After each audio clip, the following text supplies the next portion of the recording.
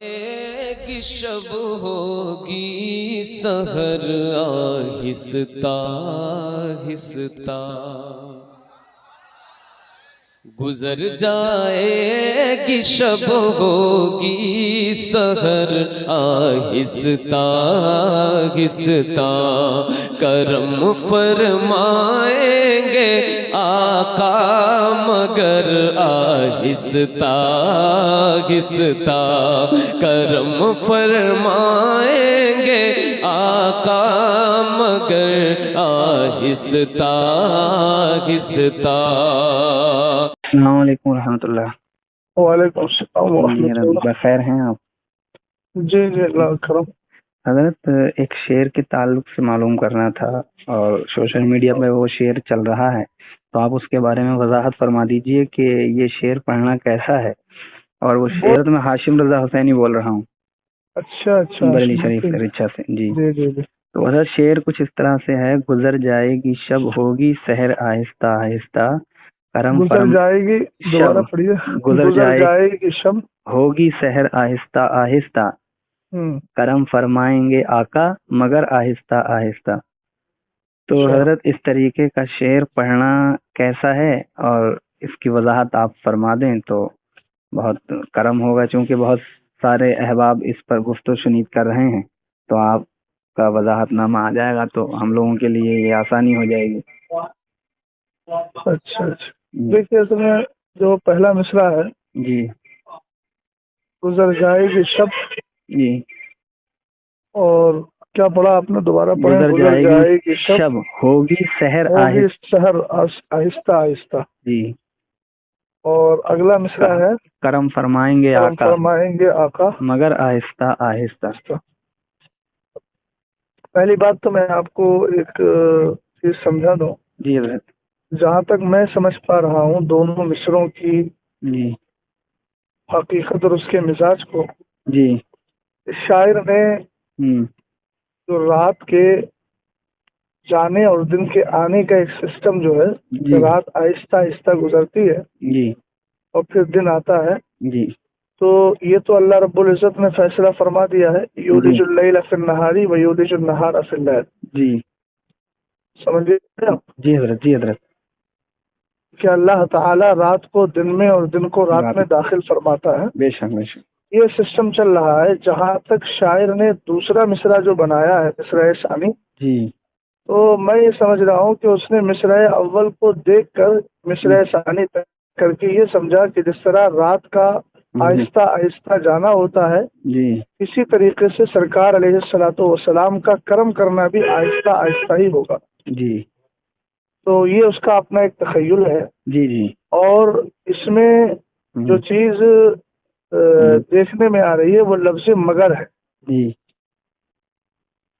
جی، مگر آہستہ آہستہ، یعنی اس نے سرکار علیہ الصلوۃ والسلام کے کلام کو، جی، نبی علیہ الصلوۃ والسلام کے کرم کو، جی، اس نے صرف ایک صورت میں سمیٹ کے رکھ دیا ہے، جی، اور وہ یہ کہ سرکار علیہ الصلوۃ والسلام کا جو کرم ہے وہ صرف آہستہ آہستہ ہی ہوتا ہے۔ لفظ مگر جب بولا جاتا ہے تو اور عربی میں اس کے لیے لفظ اللہ استعمال کرتے ہیں، جی، اور اللہ یہ استثناء کے لیے آتا ہے، جی، اور استثناء جو ہوتا ہے وہ حصر کا معنی دیتا ہے۔ جیسے قرآن نے کہا جی، ان الانسان لفی خسر الا الذین آمنوا وعملوا الصالحات، جی، بے شک، سارے انسان خسارے میں ہیں جی، مگر وہ جو ایمان لائے اور نیک کام کیے۔ جی، اب اردو میں اس کے لیے مگر اور سوا ان سارے الفاظ کو استعمال کرتے ہیں، جیسے لا الہ الا اللہ، جی، ہے نا، نہیں ہے کوئی معبود مگر اللہ، ہاں، جی، مگر اللہ کے سوائے اللہ کے۔ تو یہ جو آتا ہے نا، یہ حصر کے لیے آتا ہے، یعنی ایک چیز کو جی، دوسری چیز میں سمیٹنے کے لیے کہ یہ چیز ایسے ہی پائی جائے گی۔ جی، حالانکہ سرکار علیہ الصلوۃ والسلام کو اللہ تعالی نے مختار بنایا ہے، جی، اور اعلیٰ حضرت امام اہل سنت نے غوث پاک کی شان بیان کرتے ہوئے ایک جملہ ارشاد فرمایا، جی، کیوں نہ قاسم ہو کہ تو ابن ابی القاسم ہے، کیوں نہ قادر ہو کہ مختار ہے بابا تیرا۔ جی، جی، اور ایک حدیث پاک ہے، سرکار علیہ الصلوۃ والسلام کی بارگاہ ناز میں ام المومنین عائشہ صدیقہ رضی اللہ تعالی عنہا عرض کرتی ہے، حضور میں نے اس بات کو دیکھا ہے کہ اللہ تعالی آپ کی چاہت کو پورا کرنے میں جی دیر نہیں فرماتا ہے. جی ابھی مجھے وہ عربی کے الفاظ متن حدیث مجھے یاد نہیں ہے. سرکار تاج الشریعہ علیہ الرحمہ کی الفردہ میں نے یہ حدیث پڑھی تھی.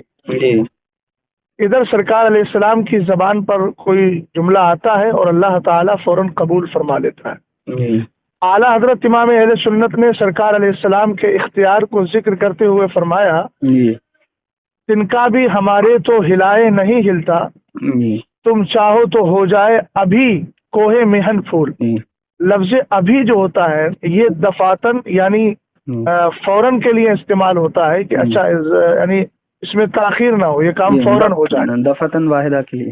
ہاں یعنی ایک دم اب سرکار علیہ الصلوۃ والسلام کو رب قدیر نے اختیار عطا فرمایا ہے. حضور مالک ہیں اور حضور مختار ہیں. جی خود اعلیٰ حضرت امام اہل سنت کی تجلی الیقین میں جملہ ہے کہ اللہ تعالیٰ نے اپنے حبیب سے خطاب ازل میں فرمایا جی جال تو فدا اللہ کا ملکی من العرش الی ما تحت الارضین. جی اے محبوب جی میں نے جو ہے وہ عرش سے لے کر فرش تک جی وہ سب کچھ میں نے تجھے عطا فرما دی ہے، بادشاہت تمہارے ہاتھ میں. جی تو سرکار علیہ السلام کو یہ اختیار ہے. جی حضور چاہے تو اپنی مشیت اور اپنے ارادے اور حکمت ایزدی اور الہی کے مطابق، اللہ کے فیصلے کے مطابق حضور چاہے تو فوراً کرم فرمائے، جی اور اگر حضور چاہے تو حضور کا کرم کچھ دیر کے بعد ہو. جی اس میں حکمت الہی جی سمجھ گئے آپ. جی لیکن لفظ مگر بول دیں گے تو اس کا مطلب یہ ہوا کہ حضور کے کرم کو آپ نے صرف آہستگی میں ہی سمیٹ کے رکھ دیا. اچھا. جبکہ سرکار اعلیٰ حضرت کہتے ہیں میری تقدیر بری ہو تو بھلی کر دے کہ ہے محو اس بات کے دفتر پہ کروڑا تیرا. جی یعنی حضور علیہ السلام اگر چاہیں تو ہماری تقدیر میں جو بری چیز ہے اس کو بھی دور فرما دیں، اور حضور چاہے تو اچھی چیز کو، اچھی تقدیر کو باقی رکھے. جی اب سرکار علیہ الصلوۃ والسلام کے کرم کو صرف آہستگی میں سمیٹنا یہ مجھے کسی طرح سمجھ میں آنے والی بات نہیں ہے. سرکار علیہ السلام کی ثواب جیت پر حضور علیہ السلام کے کرم پر ہے، ورنہ تو حضور کا اختیار دیکھیے کہ سورج الٹے پاؤں پلٹے، چاند اشارے سے ہو چاک، اندھے نزدی دیکھ لے قدرت رسول اللہ کی. سورج الٹے پاؤں پلٹے، آپ اردو میں ایک محاورہ سمجھتے ہیں کہ ابھی الٹے پیر پلٹ جا، یعنی فوراً چلا جا، یہ لفظ استعمال کیا جاتا ہے. الٹے پاؤں لوٹ جا، بولتے ہیں کہ نہیں بولتے ہیں. سرکار علیہ الصلوۃ والسلام نے اشارہ مبارک فرمایا سورج جیسی چیز نے نکلنے میں تاخیر کی. بولو. سرکار علیہ السلام کو رب نے یہ اختیار دیا ہے کہ حضور اشارہ فرمائے تو چیز فوراً پلٹ کے آ جائے. اس کا وجود اتنا بڑا ہے. تو صرف یہ کہنا کہ مگر اور مگر کے ساتھ اس کو حصر کر دینا یہ شعر میں کسی طرح مناسب معلوم نہیں ہوتا ہے. سرکار علیہ السلام کو اللہ تعالیٰ نے اختیار دیا ہے، حضور جیسے چاہے ویسے کرم فرمائے امتی کے حال کو دیکھ کر. جی سمجھ گئے آپ. سرکار تاج الشریعہ کہتے ہیں کسی کو وہ ہنساتے ہیں، کسی کو وہ رلاتے ہیں، وہ یوں ہی آزماتے ہیں، وہ چاہے وہ اب تو فیصلہ کر دیں. تو سرکار علیہ السلام کو اختیار ہے. سرکار علیہ السلام چاہے تو فوراً کرم فرمائے، حضور چاہے تو ہمارے حال کو دیکھ کر کرم آپ کا بعد میں ہو. آقا کریم علیہ السلام کے بے شمار ایسے معجزات ہیں کہ ادھر سرکار علیہ السلام کا کرنا ہوا، اشارہ ہوا، کہنا ہوا، ادھر وہ چیز جو ہے معرض وجود میں آ گئی. سمجھ میں آئی بات آپ کو؟ تو حضرت یہ مطلب یہ کہہ سکتے ہیں کہ آہستہ آہستہ ہوتا ہے، لیکن یہ مگر کا جو اس میں انہوں نے قید لگائی ہے جی، تو یہ لفظ مگر سے یہ لفظ یہ تعبیر مناسب نہیں. سمجھے؟ ہاں یہ تعبیر مناسب نہیں ہے، ایسا مناسب نہیں یہ کہنا کہ جو ہے آہستہ آہستہ جی جی جی حضور کا کرم ہوتا ہے. سرکار علیہ السلام کے کرم کو لفظ مگر کہہ کر کے صرف ایک سمت اور ایک جہت میں سمیٹنا، ایک زاویے میں سمیٹنا ہے. حضرت یہ لفظ مگر ہٹا کے مطلق.